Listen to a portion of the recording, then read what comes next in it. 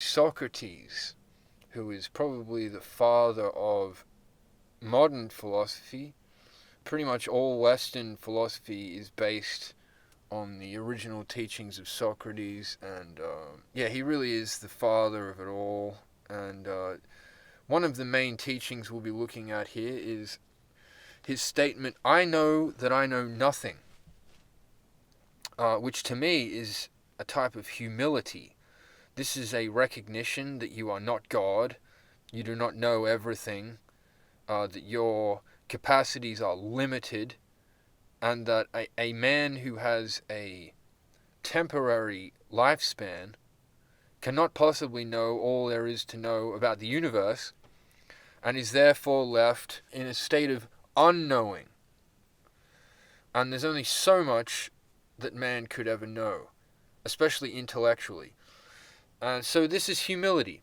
This is a recognition that you do not know everything, and this is something that's severely lacking in the so-called wise men that are presented to us today. I think of like a Yuri Harari who thinks he fucking knows everything and wants to control people, and that free will is a thing of the past. And these people have no humility whatsoever. What they have is hubris. And I think Socrates would advise them that their hubris is going to get them and the world at large into a lot of trouble. And that really these people should fucking relax, get some humility, and probably for the most part get out of the way, because nature and the universe is infinitely more intelligent than any of these people ever will be. Mostly they're just going to get in the way and mess things up.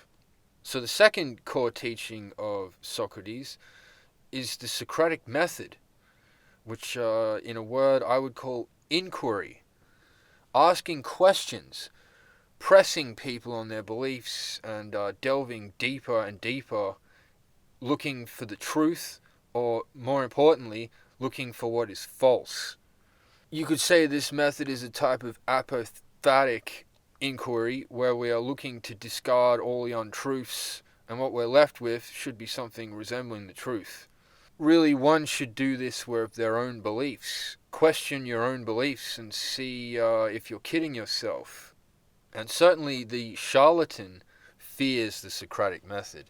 I think about when Jordan Peterson's always telling people, man, you've got to read Solzhenitsyn. Whatever you do, you must read Solzhenitsyn, right? And then some guy approached him on stage and, well, hey, Jordan, I read Solzhenitsyn and I wanted to ask you some questions about the people that Solzhenitsyn was talking about in 200 years together.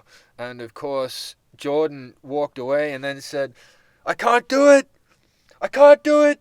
And yes, this is what happens when the charlatan meets the Socratic method. They cannot stand up to it. They have to deflect or shut down conversation. This is why eventually the charlatans of Socrates' era, the powers that be, who run on false truths and bullshit, they were forced to kill Socrates because they all hated him, because he all showed them to be charlatans and people who refused to answer questions, couldn't handle the pressure. So instead they had to kill him.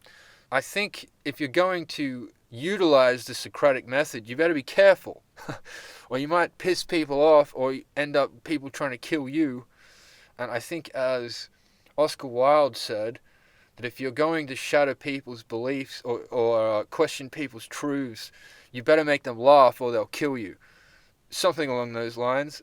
But yes, two great teachings of a true wise man.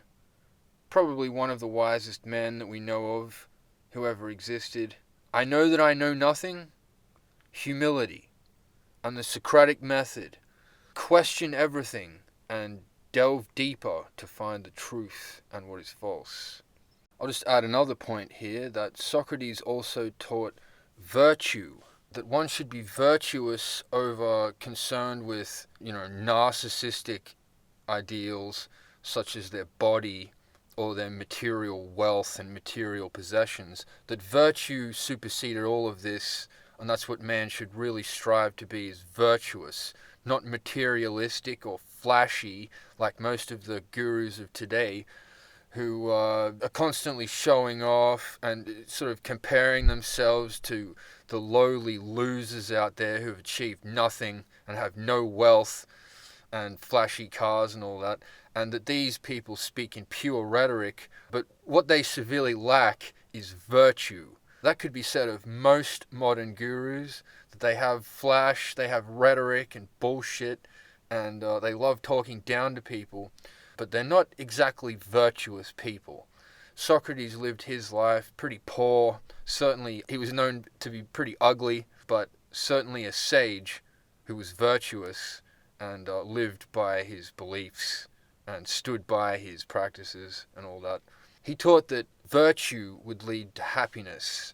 The virtuous man was happy, while these people who chase material wealth and beauty and all that are often narcissistic and pretty nasty, demonic people often, and certainly not happy. So virtue over all else.